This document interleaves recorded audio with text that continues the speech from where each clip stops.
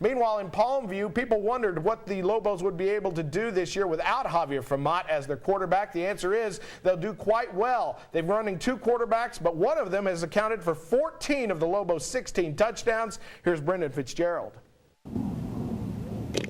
The postseason is something no football player at La Jolla Palmview, past or present, has ever experienced. The Lobos' #1 goal is to get to the top 4 in 35A and punch their playoff ticket.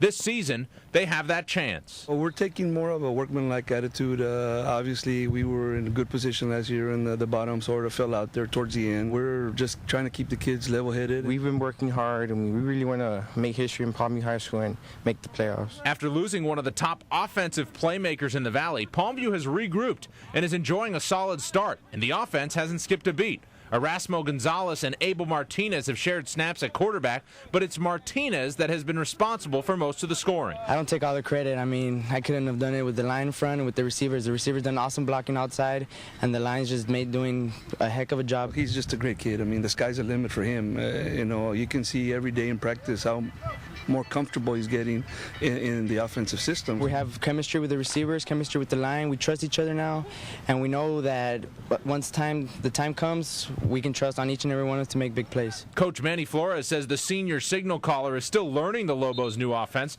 but is picking it up well, especially considering he played defensive back on last year's team. You know, I'm glad I'm back under center. I'm glad I'm taking charge, and as well as the other quarterback, and it just feels good to be back on the offensive side. After beating crosstown rival La Jolla on Friday night, Palmview is tied atop 35A with a 2-0 district record. This week, they'll try to prove this is a team worthy of the school's first postseason trip when they try to snap Sharyland's 17-game district winning streak. For Sunday Sports Extra, I'm Brendan Fitzgerald. All right, thanks a lot, Brendan. All right, Greg, Palmview Lobos looking pretty good, 24-10 over La Jolla this past weekend, and not skipping a beat without Fermat. That's amazing to me. Coach Flores is doing a great job over there. He's another Coach of the Year candidate. Their defense, though, is one of those things that, you know, that district is playing defense this year.